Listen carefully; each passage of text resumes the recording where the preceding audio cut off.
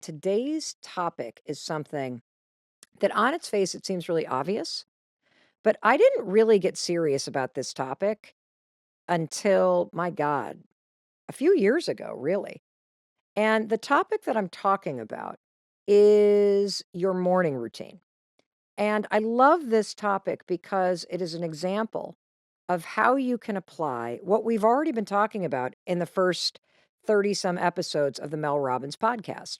Whether you've listened to the Mindset Reset or the conversations we've had with experts about anxiety or healing, or maybe you've dug into the very popular episodes that we've done about habits and motivation. Even when I talk about topics like manifesting, you're starting to get that Mel is one of these people that is very, very intentional about what she does, about what she says. And the reason why I'm that way is because you're not going to change your life by accident. You're not going to become happier by accident. You're not going to become healthier by accident. You're not going to make the money that you deserve by accident. When you make a decision that you deserve more, that you're going to do the work to create a better life, that singular decision will change your life. And what we're going to do today, and I'm so freaking excited about this, is we're going to basically put everything that we've been talking about for several months here on the Mel Robbins podcast into action. And we're going to do that by talking about why a morning routine is so important for your success. And I'm going to start this conversation today by talking about the single biggest hack that has helped me create a rock solid morning routine. In fact, I call my morning routine the $1 million morning because it makes me feel like $1 million when I follow my morning routine. And the structure of a great morning routine is what helps me make millions of dollars. And so, what is the hack that has helped me create such a powerful morning routine?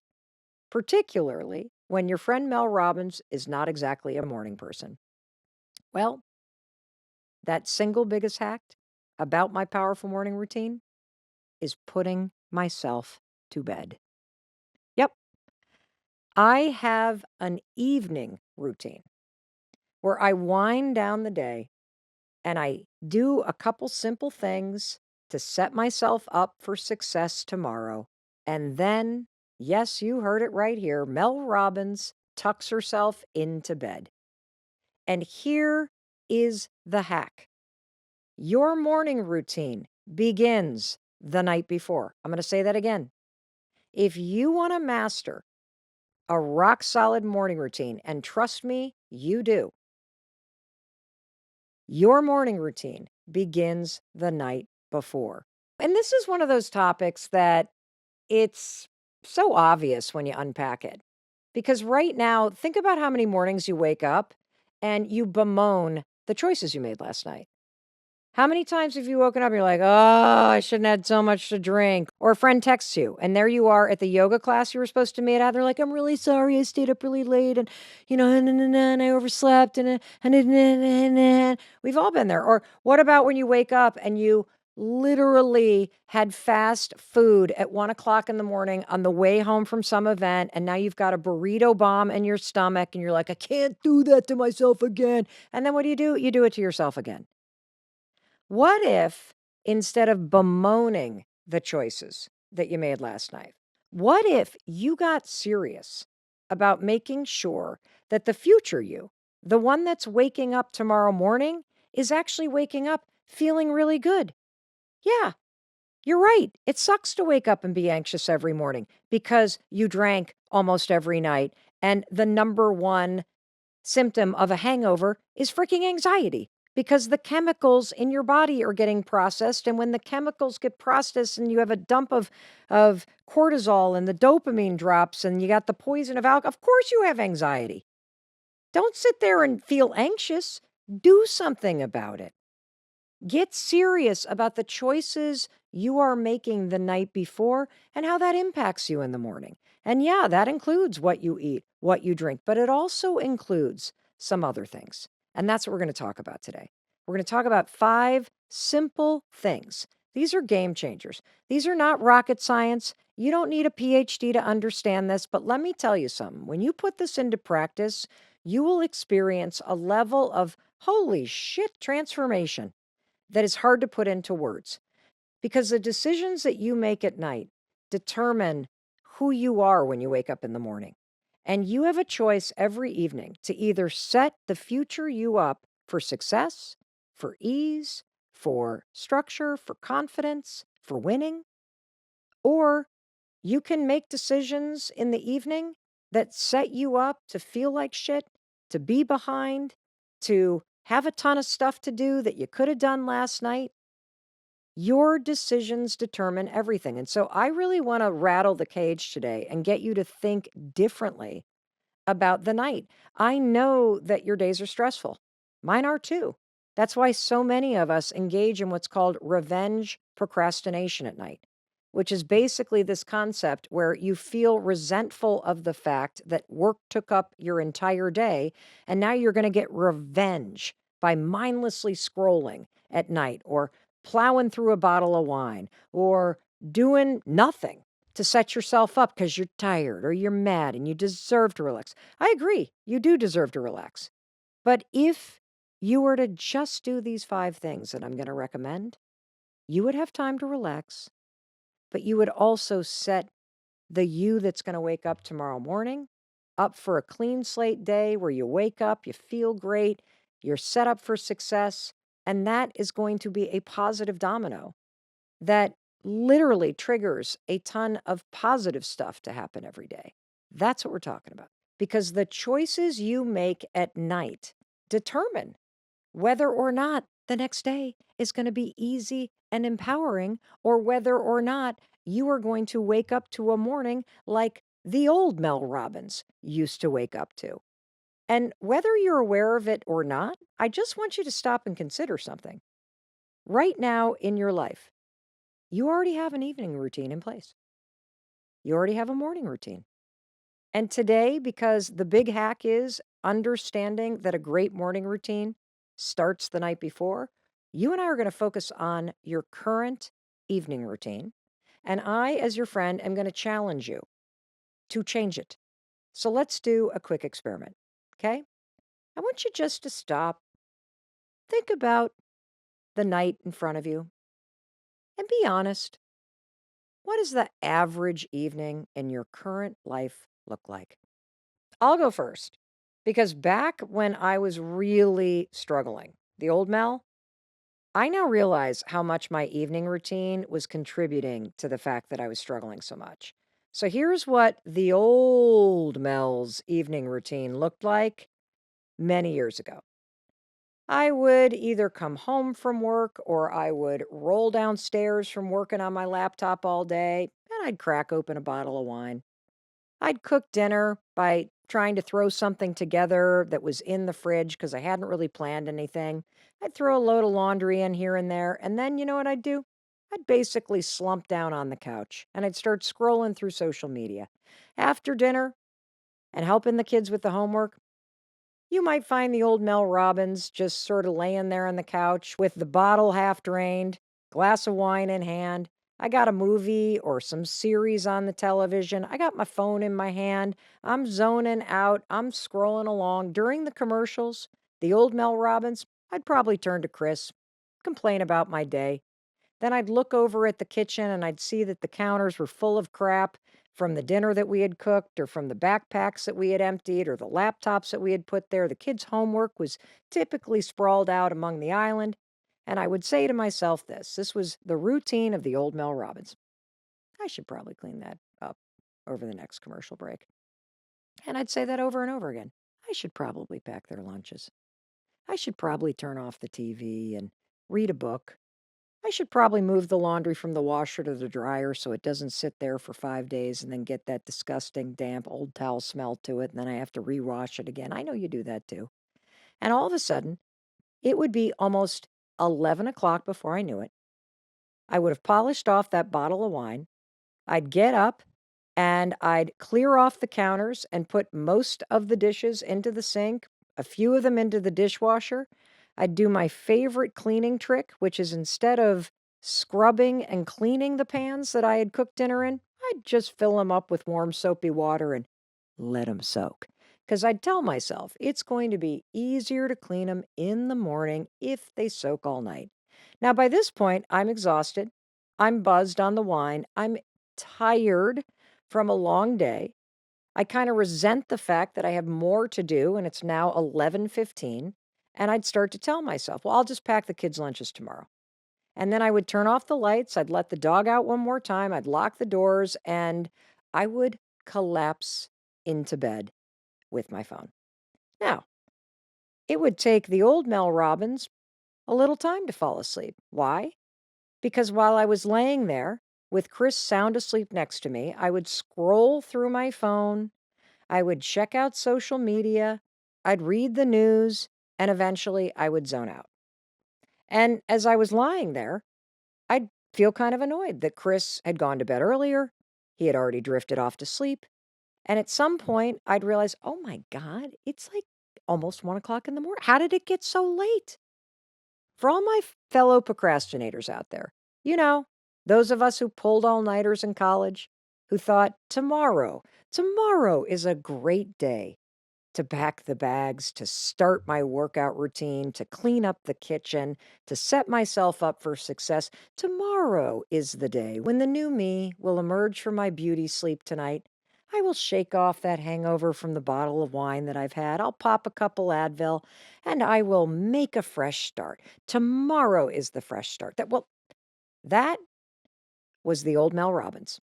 I used to have all kinds of stories about myself for why it is that, I just couldn't get my act together.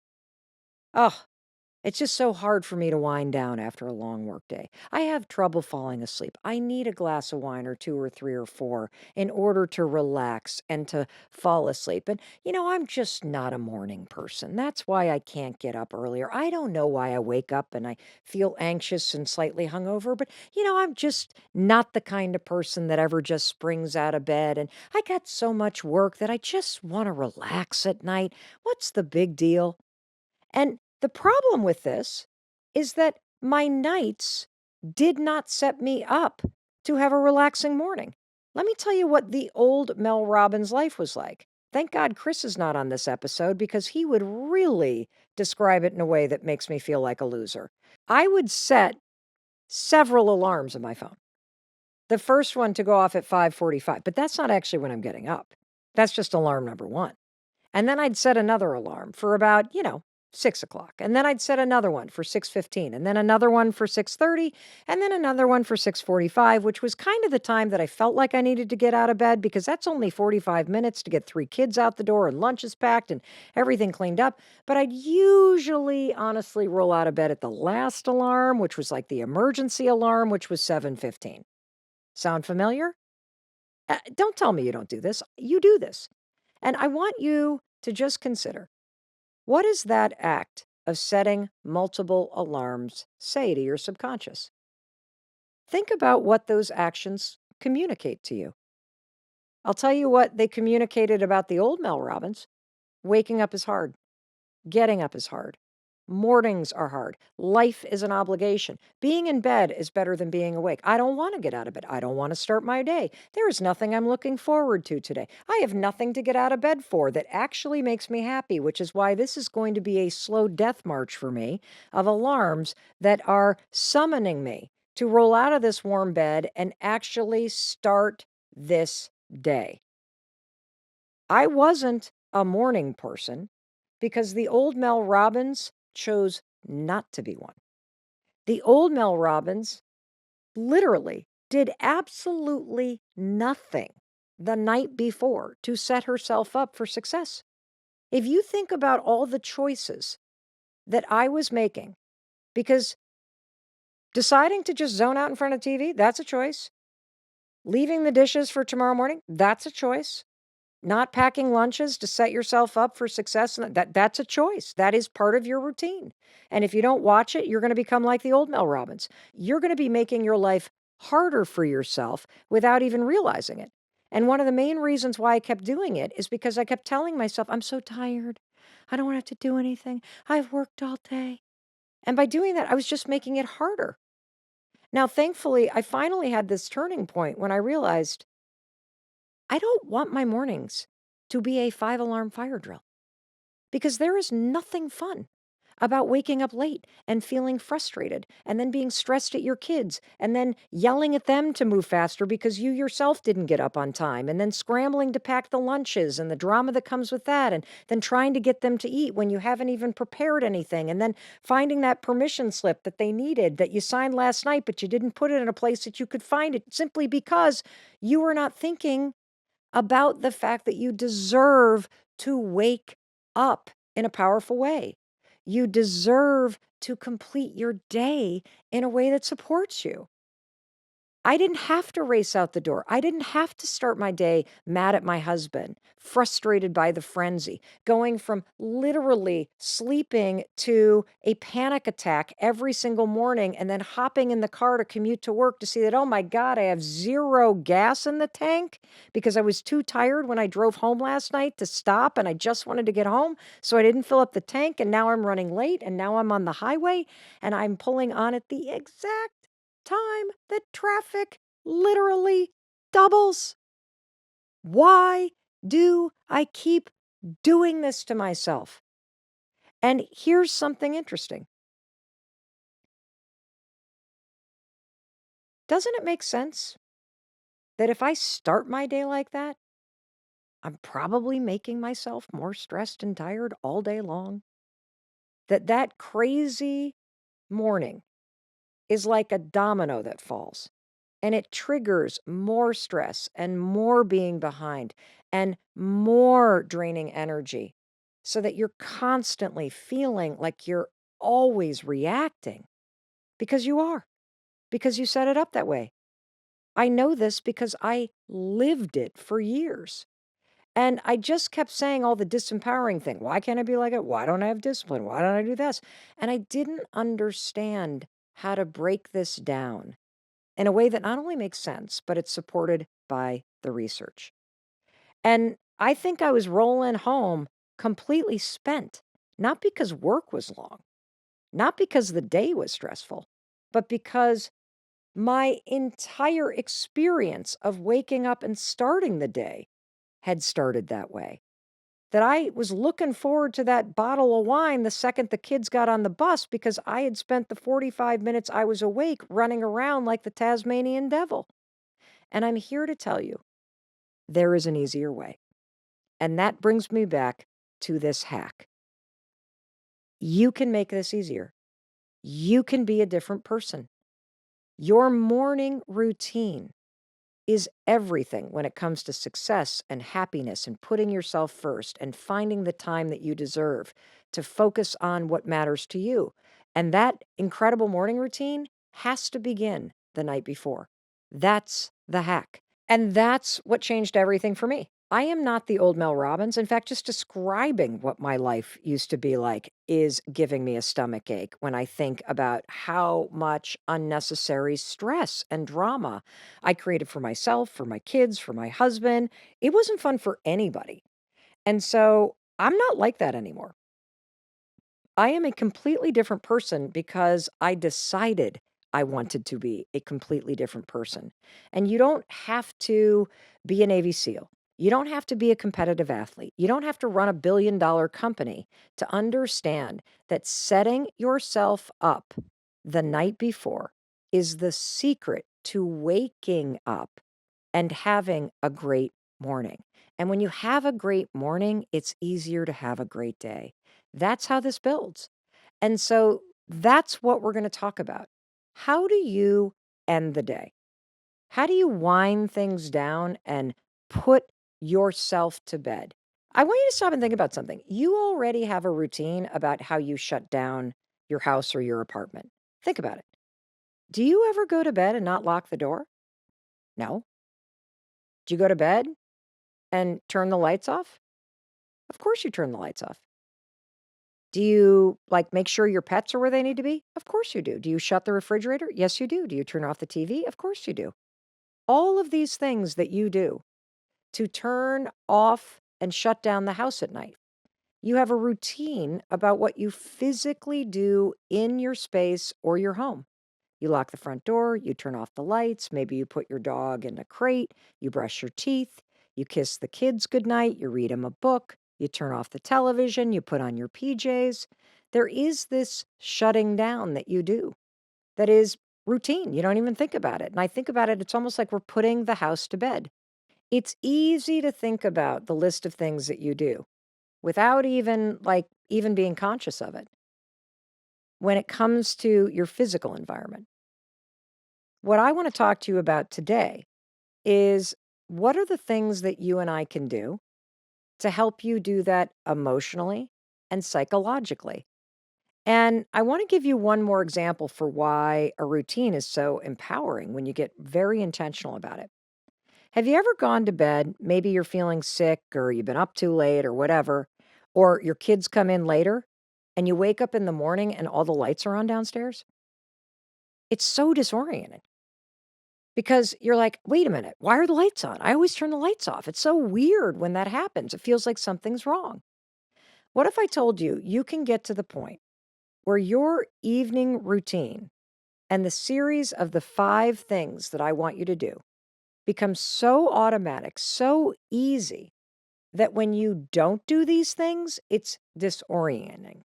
That's how important this is. So, in just a minute, I'm going to walk you through the 5 things that the current Mel Robbins does every single night. This is my evening routine, and the philosophy behind it is all about making my mornings easier.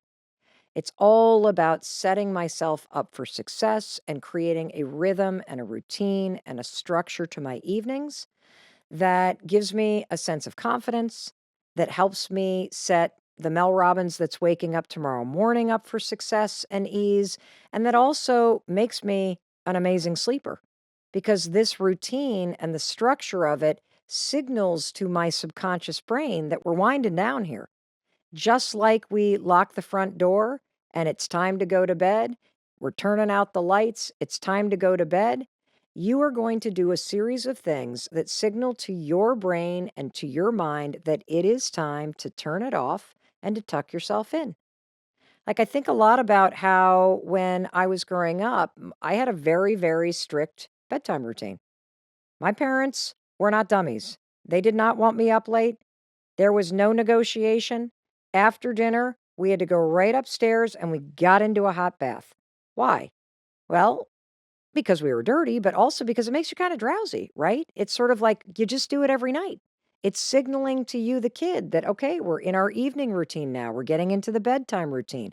And then I'd pull on my little footed PJs and I'd zip them up, and we get a little bit of time downstairs to either play or watch one TV show. And then what would we do? We'd be right back upstairs. We'd be getting a bedtime story read to us. And then our parents would tuck us in, kiss us on the forehead or the cheek, and we were going to bed. That bedtime routine became this rhythm that created safety and structure and ease, something you can depend upon. And so I want you to join me in getting serious about your evening routine starting tonight. I want you to embrace the fact that your mornings will be 100 times better if you set yourself up for success starting tonight. Today's topic is something that on its face, it seems really obvious, but I didn't really get serious about this topic until, my God, a few years ago, really. And I'm going to start this conversation today by talking about the single biggest hack that has helped me create a rock solid morning routine. And here is the hack. Your morning routine begins the night before.